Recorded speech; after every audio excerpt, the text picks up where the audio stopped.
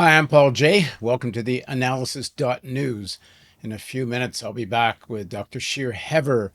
He grew up in Jerusalem. He now lives in Germany. And we're going to discuss the continuing Israeli assault on Gaza and the roots of this conflict. Be back in just a second.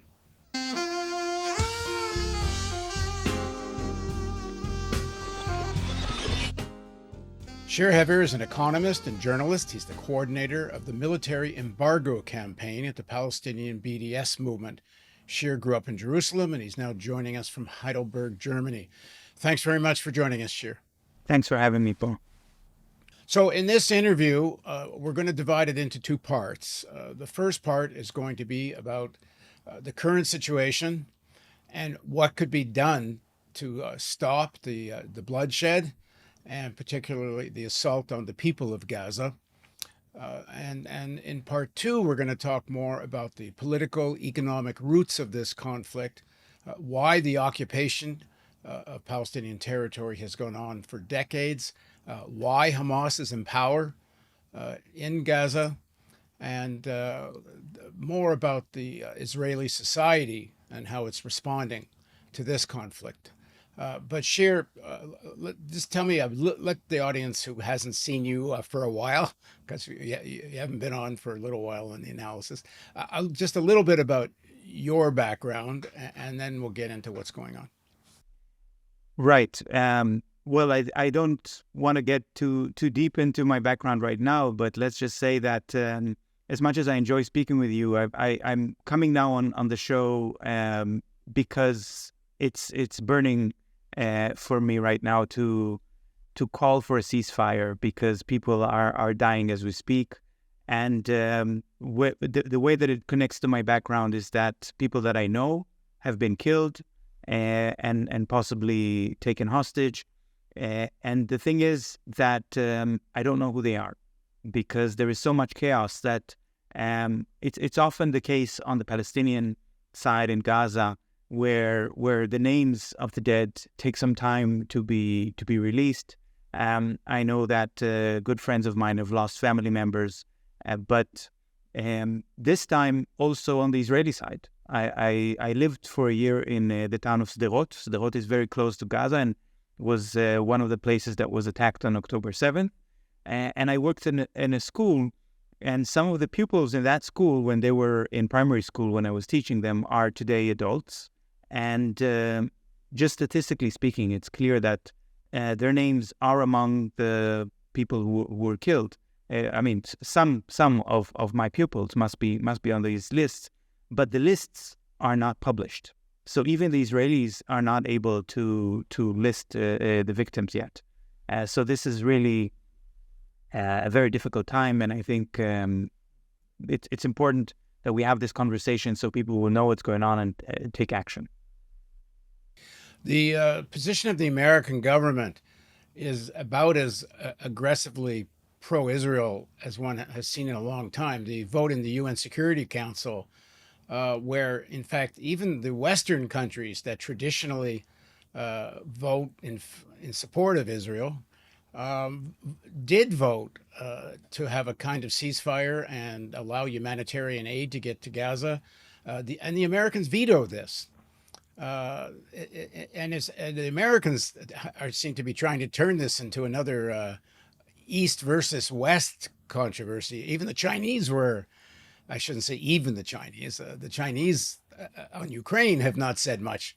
But on this, the Chinese were in support of aid to Gaza.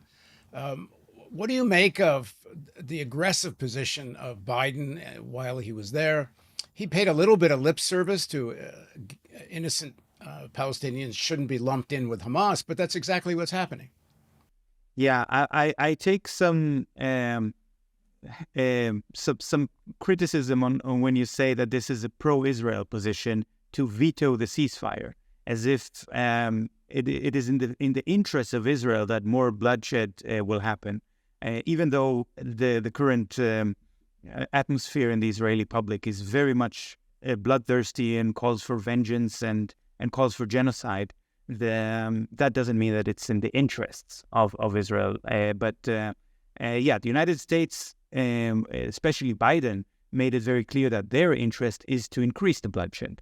And the sending of two aircraft carrier groups to the region or to very, very close to the Israeli coast in order to threaten neighboring countries not to intervene is in fact giving the Israeli government the permission and the umbrella to go on a ground offensive. So Biden said that the ground invasion shouldn't happen while he's visiting.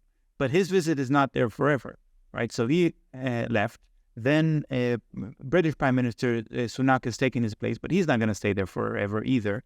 And when Sunak leaves, then who's going to stop the Israelis from launching a ground invasion, which is, we're already at the stage where the UN published a warning, a genocide warning. And the OIC, the Organization of Islamic Countries, which represents 57 states around the world and more than 2 billion people, has said this is the beginning of genocide. So what's going to happen when ground troops enter Gaza? So the real question is, why is the United States pushing for so much bloodshed? Is something that is not completely clear to me. I think there are other voices coming from the United States as well. One explanation is the military industry, the big arms companies like Lockheed Martin, Raytheon, and Northrop Grumman. Their share prices increased by 30% when Israel launched its offensive.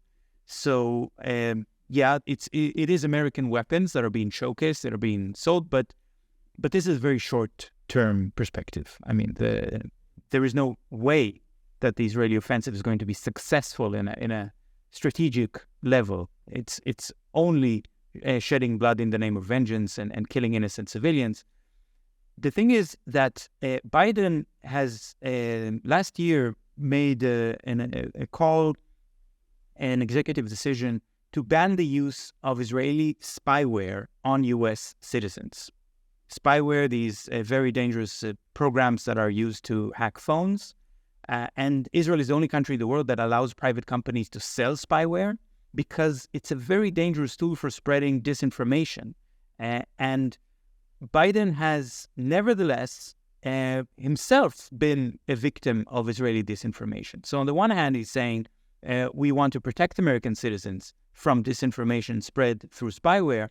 But when the Israeli institutions, the Israeli military started to spread fake news, atrocity stories about the attack of October 7th, things that have been refuted so far.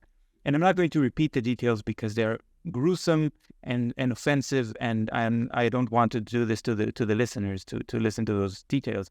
But Biden repeated those lies on his speech. He didn't recant it. He didn't apologize for that. And then there was this bombing of the hospital in the Ahali Baptist Hospital in northern Gaza Strip. And once again, just before leaving, Biden made another statement repeating the Israeli lies. So either he's very, very stupid, or he knows that these are lies, and he willingly spreads them because it gives the Israeli army a free hand to use more violence and to kill more civilians. I take your point about not lumping this all as Israel's interests. Israel's a class society, as are every other country on earth. And we've seen some splits about what's going on in Israel, and some interesting ones. Former Prime Minister Omar came out and said the reason there is a Hamas that committed, and I'll say this in my own voice, I think terrorist attacks against Israeli civilians at the very beginning of all this.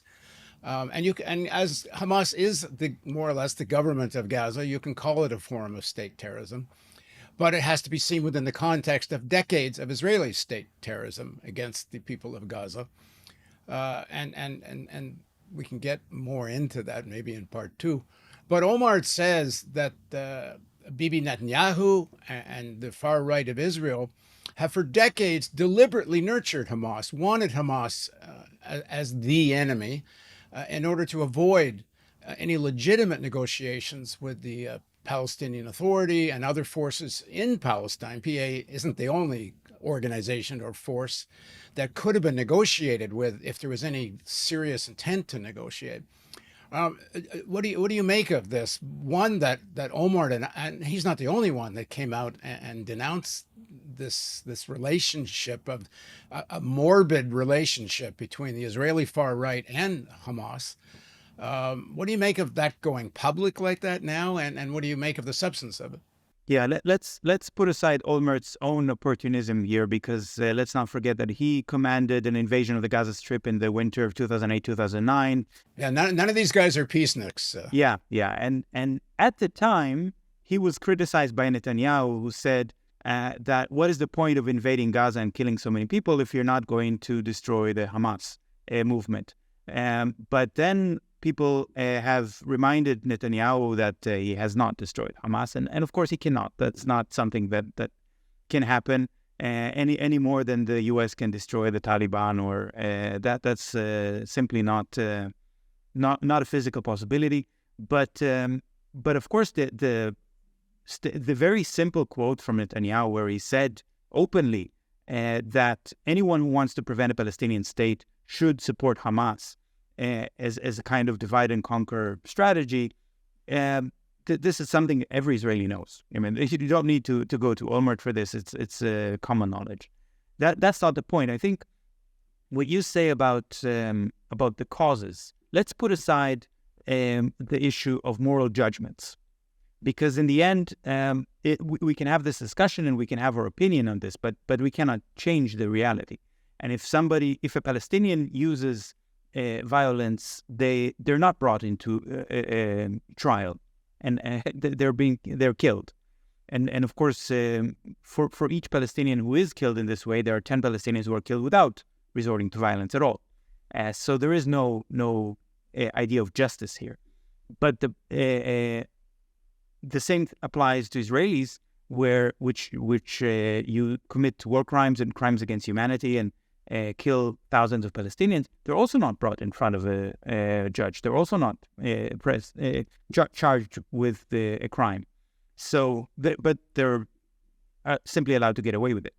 So this is not, I think, the time for moral judgment if which Palestinian faction is good or bad. The question is what can be done. And of course you're correct about the issue of. I just want to jump in on something you said. I think there is a way to root out Hamas, and I think there was a way to root out the Taliban. And that way is actually give a damn what happens to the people. I mean, I was in Afghanistan. I made a film there in 2002. If there had been any serious intent on the part of the U.S. to actually rebuild schools, to actually rebuild people's life, to actually give people a living, there was a way to rebuild the Afghan economy by getting it off poppies and use the poppies for legitimate pharmaceutical needs. If Afghan society, if even a half or a quarter of what had been promised, the Taliban never would have come back, because the people hated the Taliban on the whole. But no, the U.S. much preferred to chase the Taliban around, to have a war go on for 20 years and do next to nothing to rebuild Afghan society. And I would guess it's not that different. If there had actually been a life for people in Gaza, if it wasn't a desperate ghetto for decades, and people had a way to have their own sovereignty, right, and livelihood, I don't know how much there would, or else it'd be a very different Hamas if there was still a Hamas. So, I mean, this was solvable, obviously, if the Israeli elites wanted to solve it in a different way, but clearly they didn't. Yeah, I agree with you. And it is, in fact, a very important point that you make when you say the word ghetto, because you and I are Jews, and we have some concept of what a ghetto is. And the slow starvation of a population in an open-air prison where they don't have access to enough water, enough food, enough medicine, is something that is akin to a very gradual death sentence to the civilian population.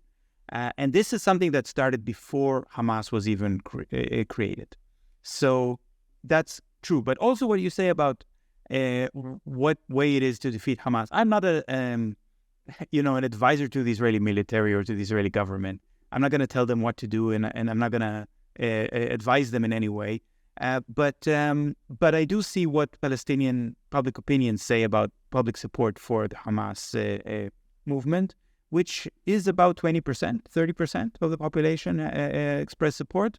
And what I hear from all of my Palestinian friends is what would actually eliminate Hamas completely is not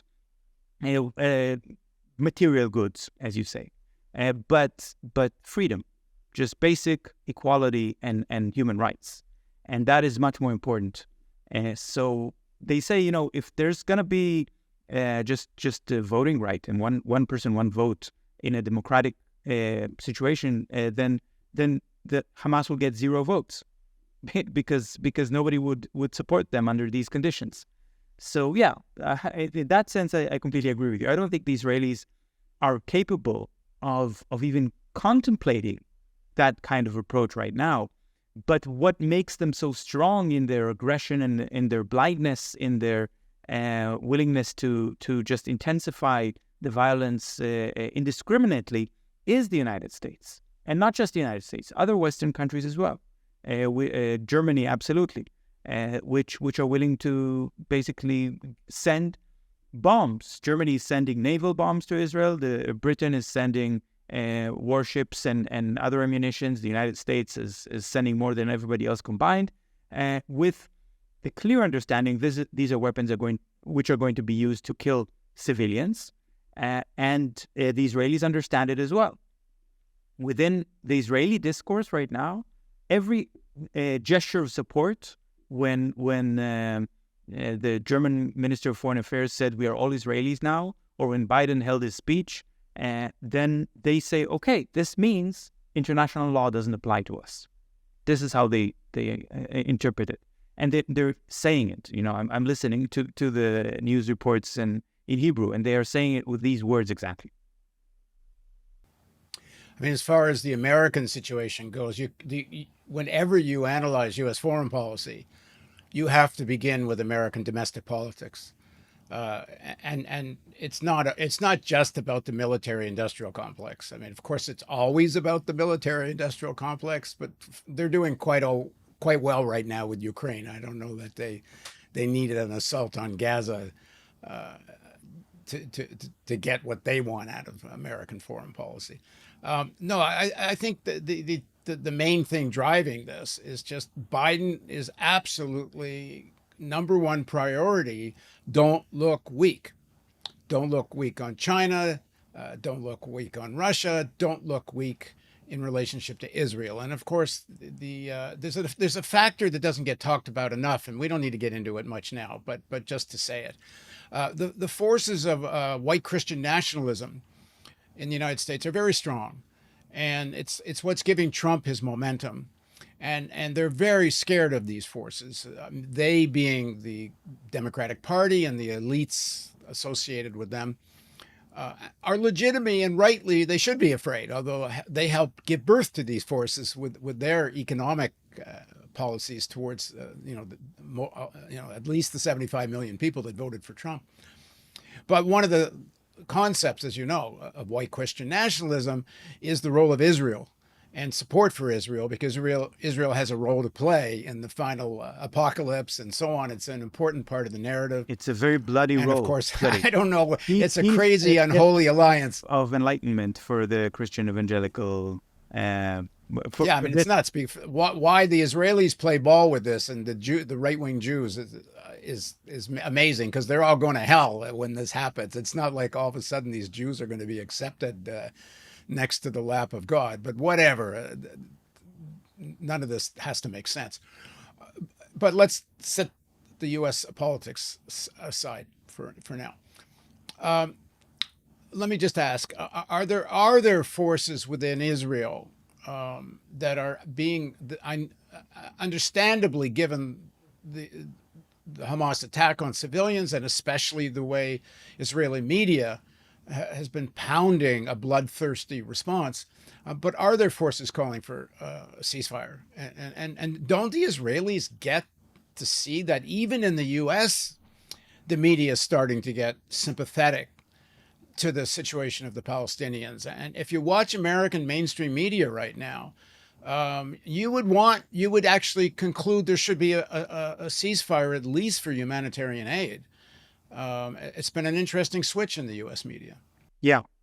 Well, there are absolutely these voices within Israeli society. First of all, there are the 199 families of the people who have been taken hostage. We don't know exactly how many hostages are there and how many are still alive after the Israeli bombing, but because very likely Israel is killing the Israeli hostages with indiscriminate bombing of Palestinian homes.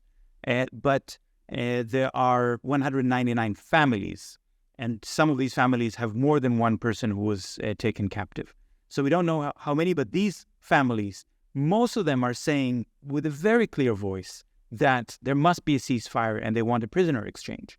And there are a lot of Israelis who support the idea of a ceasefire, humanitarian corridor, a prisoner exchange. Israel is holding about 6,000 Palestinian political prisoners. Over 1,000 of them are held without a trial. So there's actually no charges pressed against them. There's no reason that Israel shouldn't just release these people. They should have released them anyway. And this is now a good time to get the hostages back. So these voices are certainly strong. And the voices are the strongest coming from the survivors of the kibbutzim and the towns close to Gaza who have really suffered the most and lost family members.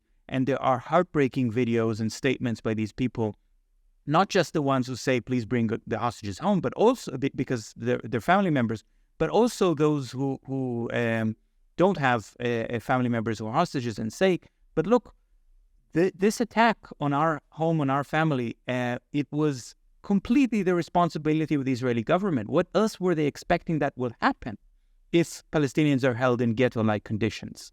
And if there's now continual violence and indiscriminate killing of Palestinians in Gaza, just a couple of kilometers away from us, what reason do we have now to think that this will be over, that it's not going to happen again and again? We'll never have safety as long as this happens. So these are the voices that also exist in Israel, but there is a problem with the Israeli media, which I've never seen before. A level of silencing, a level of McCarthyism that is unprecedented in the Israeli society, even though, of course, it has never been a democratic and free press. There was military censorship, but now the Minister of Communication used an emergency order, according to the state of emergency that exists in Israel, that allows the government to seize the equipment and to arrest journalists if they express opinions that the government does not approve of. And people are being arrested, mostly Palestinian journalists are being, with Israeli citizenship, Israeli citizens, but not Jewish citizens, are being arrested already. And because of this, what you described, this shift in the U.S. Public discourse and in the media discourse in the United States, is just not reported in Israel. Israelis who don't read English and are not able to look at the international media don't know that this has happened. They still read the Hebrew translation of Biden's speech, and that's what they believe is still the case in terms of the public opinion in the United States.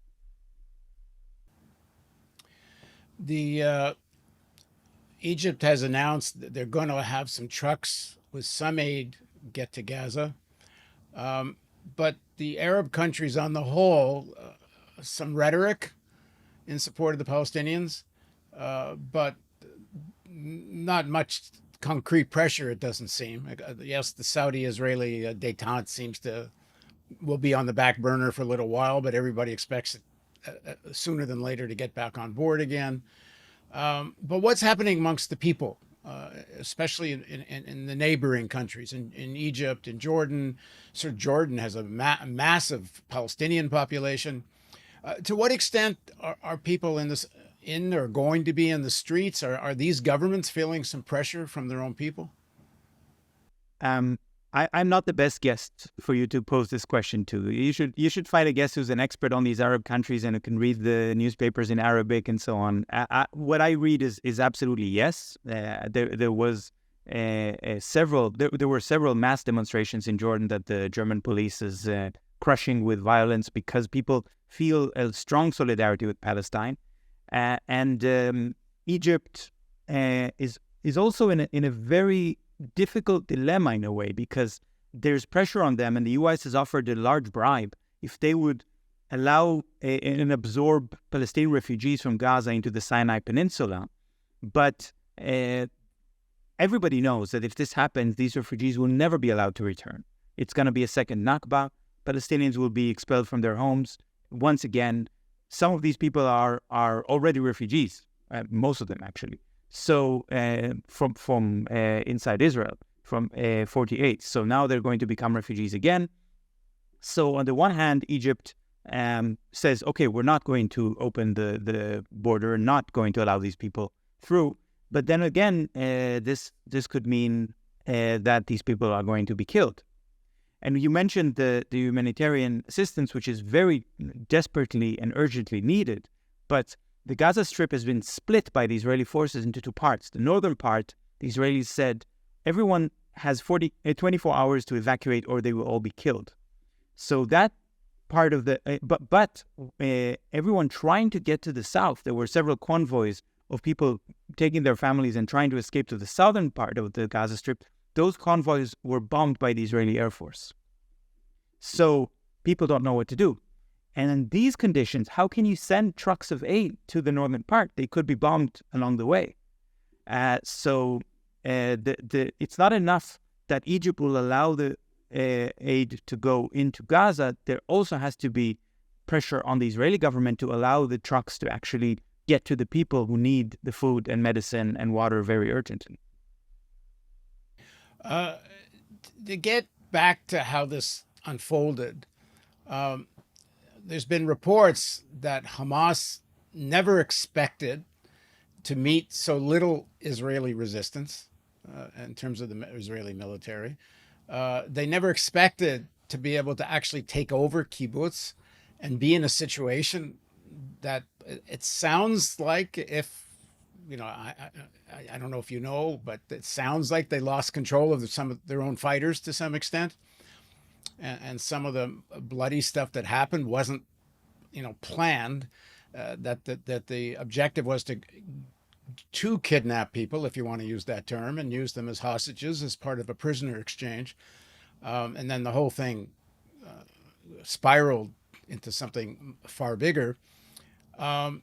I know there's theories about did to some extent Netanyahu or part of the far right in the military, because like society, all countries' militaries reflect the fractions and factions within the society. It's the same thing in the U.S. You've got a far right faction in the U.S. military, and then you have another one that's more centrist. Certainly it seems in the short term, at any rate, what has happened benefits the far right, whether it's Netanyahu personally or not. The far right seems to benefit in Israel. They're going to have a kind of stronger, at least for a time, even if they get condemned for what happened, a far more overt theocratic dictatorship emerges out of this, with a more united anti-Palestinian Israeli society. And it already was pretty racist to begin with. So what do you make of this? Yeah, the first part of your question referred to the Hamas fighters maybe overestimating the resistance on the Israeli side and not expecting it to be so easy.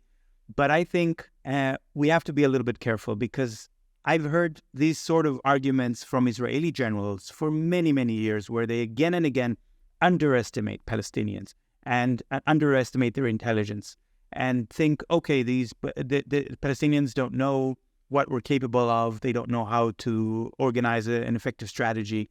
And again, the Israeli generals are proven wrong, because Palestinians are human beings just as intelligent as Israelis and capable of understanding.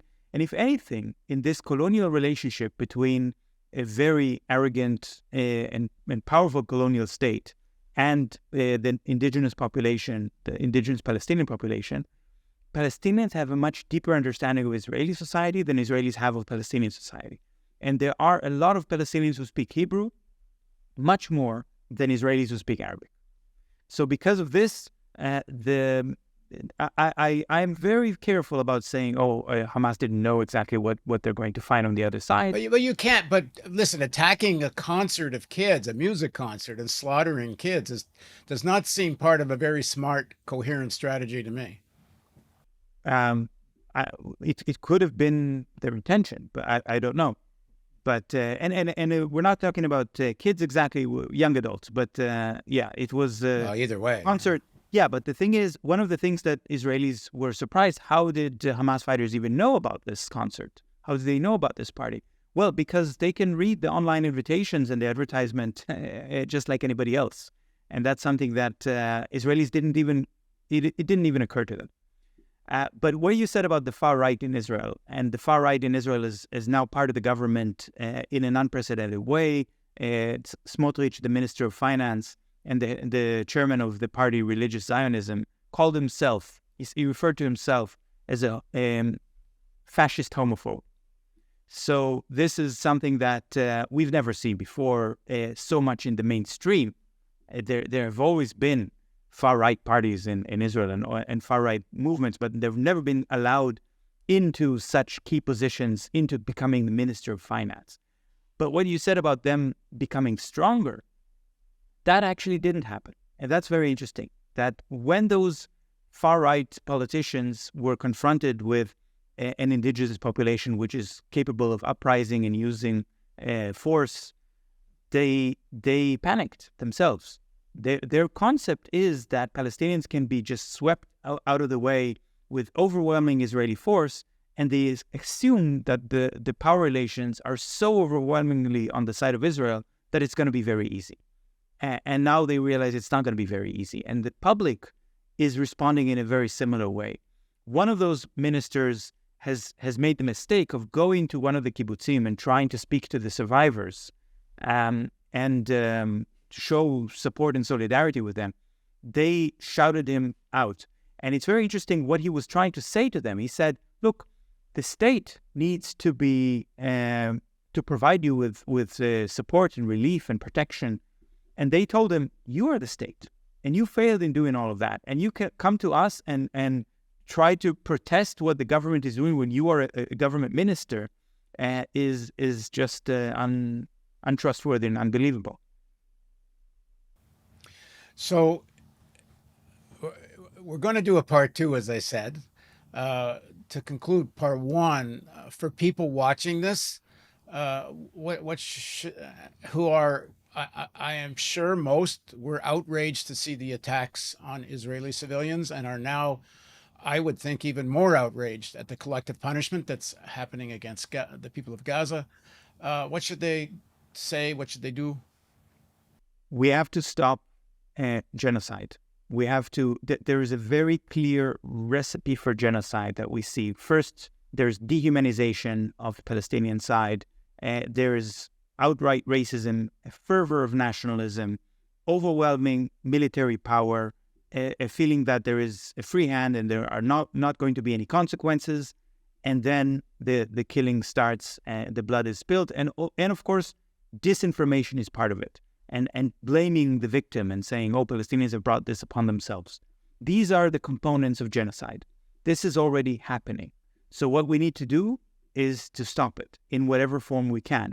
If it's through our unions or churches or synagogues, or if we have access to political actors, if we have connections with political actors, but also through economic pressure by just showing that the eyes of the world are watching, and the Israelis are not going to be allowed to get away with committing genocide against Palestinians.